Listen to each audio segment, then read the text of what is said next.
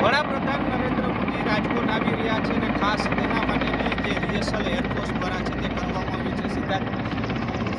કે જ્યાં જે હેલિકોપ્ટરમાં વડાપ્રધાન આવવાના છે રાજકોટ એમ્સની અંદર જ ખાસ હેલિપેડ છે તે તૈયાર કરવામાં આવ્યું છે અને હેલિપેડ ઉપર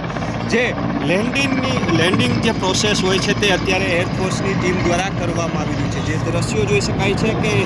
હેલિકોપ્ટરની નીચે જ એરફોર્સના અમુક અધિકારીઓ છે તે છે, સાથે જ હેલિકોપ્ટર છે તે લેન્ડિંગ કરવાની જે પ્રક્રિયા હોય છે તે ટેસ્ટિંગ છે તે કરતા હોય છે। ખાસ એરફોર્સ ટીમ દ્વારા એક કંટ્રોલ રૂમ છે અહીં ઊભો કરવામાં આવ્યો છે, કારણ કે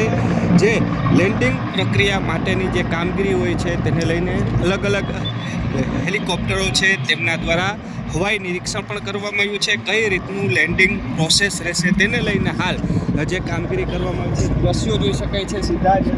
અત્યારે જે મારી પાછળ છે એક હેલિકોપ્ટર લેન્ડ થયું છે અને જે વડાપ્રધાન જ્યારે આવવાના છે ત્યારે કઈ રીતના અને કઈ દિશામાંથી હેલિકોપ્ટર લેન્ડ કરવા તેને લઈને હાલ એરફોર્સ દ્વારા આખું નિરીક્ષણ છે તે કરવામાં આવી રહ્યું છે।